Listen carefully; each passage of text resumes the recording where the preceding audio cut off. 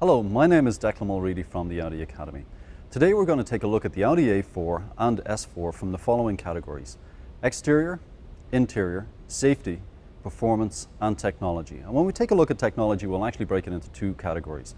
We'll break it into electronics and then we'll break it into engineering.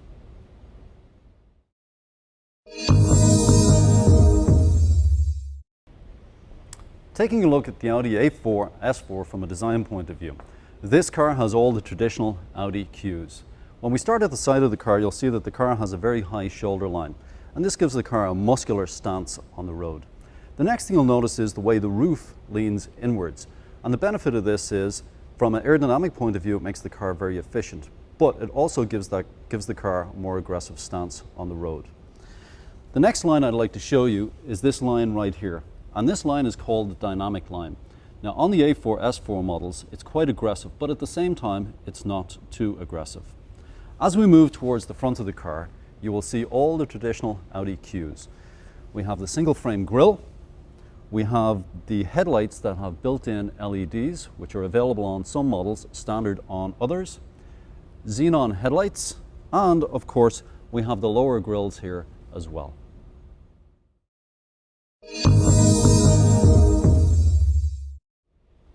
Looking at the A4 S4 from a safety point of view, the first thing you need to bear in mind is that these cars are bred in Germany. They're designed to be used on the Autobahn at high speeds. Needless to say, any accident you get into, it's not going to be a small accident. In fact, most cars end up getting hit multiple times. From a customer's point of view, most people think safety is airbags and that sort of stuff. However, when you take a look at safety, one of the most important aspects is the structure the car is designed around. When you take a look at the A4 S4, they've been best picks for the Insurance Institute for Highway Safety. Both cars do an absolutely fantastic job. Looking at how they're constructed, they start out with a rigid steel safety cage. The start of the cage starts in the bottom of the A pillar, moves all the way up, moves through the B pillar, back into the C pillar, and then into the D pillar. If we open up the doors, you can see that the A pillar is incredibly thick. If you were to do this on most cars, you can actually get your fingers to join when you put your hands around it. However, on this car, that's not possible. Needless to say, this is incredibly strong when you get hit side on. The next thing is side impact beams. We have multiple beams in each door. And the idea behind this is when the car gets hit, instead of the energy being concentrated in one area and trying to push through this opening, now what happens is those beams spread the energy sideways and keep the energy away from the driver and passengers. So when we talk about safety, one of the most important aspects about safety is avoiding the accident in the first place. Both the A4 and the S4 are equipped with a standard piece of equipment called ESP, or Electronic Stability Program. Its basic job is to brake an individual wheel to make sure that the car does not skid either in an understeer situation or an oversteer situation. That way the driver maintains control and gets around whatever object is in front of him. We also have the ABS built into this system as well. And what that gives the driver is absolute control. So even when they're applying the brakes full, they still have full steering control of the vehicle as well.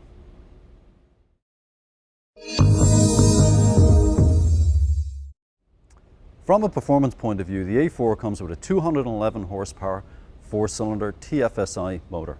This engine produces 258 pound-feet of torque at an incredibly low 1500 RPM.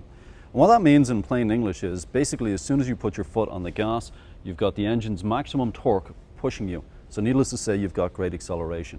But one of the other benefits that goes with this is fantastic fuel mileage.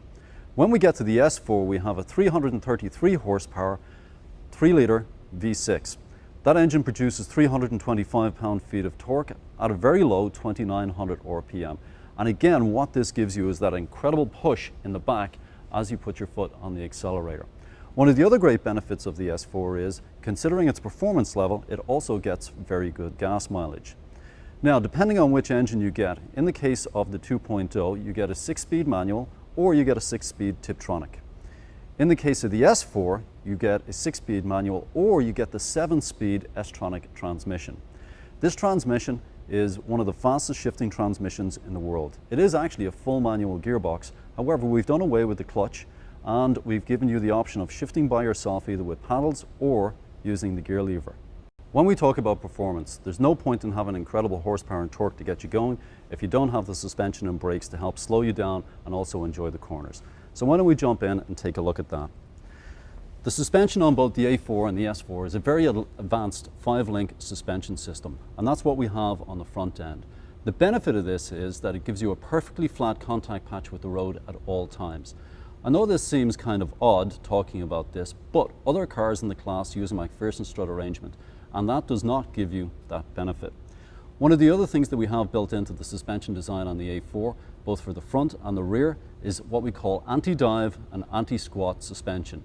What that means is when you put your foot on the brakes, instead of the car doing this, the car hunkers down like this.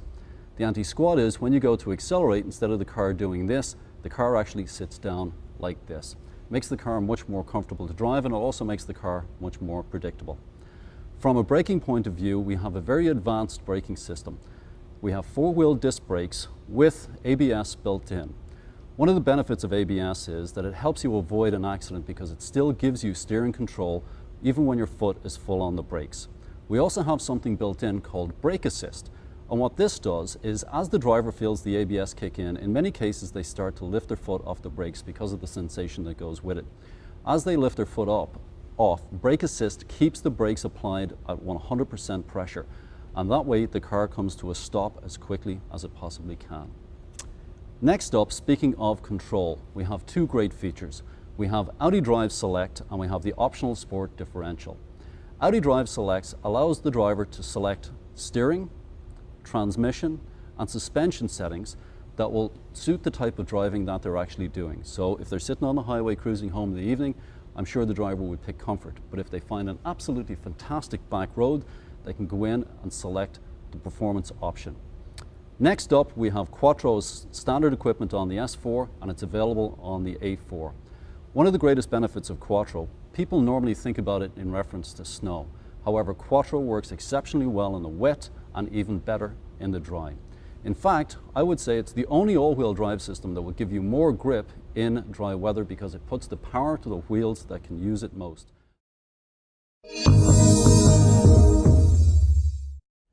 Looking at the interior in the Audi A4 and S4 models, it's a very comfortable place to be.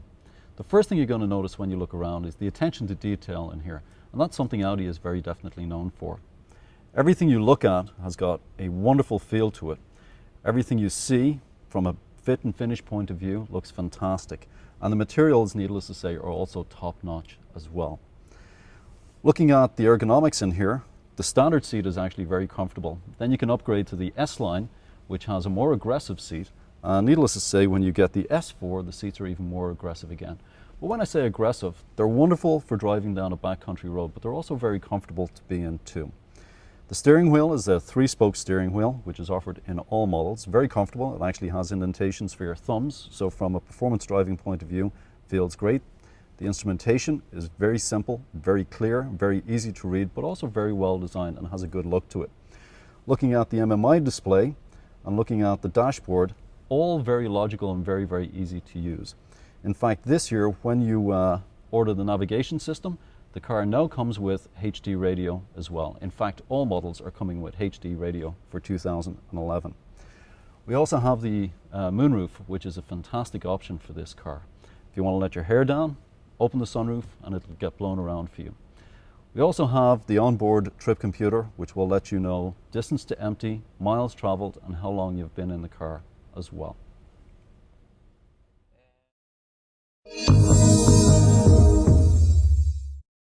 Looking at this car from a technology point of view, I always like to break technology into two different categories. One is electronics and the other is engineering. From an electronics point of view, this car has everything that a customer in this class of car is looking for. It's got a fantastic navigation system that has real-time traffic. It has a backup camera that works wonderfully well. It also has the additional parking lines built in there that's hooked up to the steering wheel so you know what direction you're going in. Makes it really easy to park. We also have adaptive cruise control. It's not a feature that's unique in the class. However, for customers that do spend a lot of time in the car and also a lot of time in traffic, it's a feature that works wonderfully well. And that feature also has brake guard built into it. And basically what that means, even when the cruise control is turned off, if the customer is getting too close to the car in front of them, the system gives them a warning. So now looking at the car from an engineering point of view, both the A4 and the S4 are built off the same platform. Looking at the A4, you have to bear in mind that it is built off the same platform as the S4, which means inherently it has an awful lot of additional capability built into it. Let's remember that the S4 can travel at 155 miles an hour, has a suspension system and chassis that's designed to be able to do that. One of the other things you have to bear in mind about these cars, it's not just about performance, it's also about luxury and comfort. One of the fantastic things about the suspension system and the body shell of these cars is that as you travel at big speeds, the cars are stable and comfortable. But as you travel down a backcountry road or down a city street that's cobblestone, you've got a suspension system that will be able to absorb all the bumps. As far as the body shell goes, the body shell is put together in a rather unique way. In many parts of the car we use something called laser seam welding. And basically what it is an invisible seam all the way along, example, the roof line and the door shuts, that has one solid weld. Makes the car incredibly rigid. The benefit of that is when you've got a rigid car, you don't have to make the suspension very stiff in order to get great performance out of it. So you've got the added benefit of a car that's going to be more comfortable.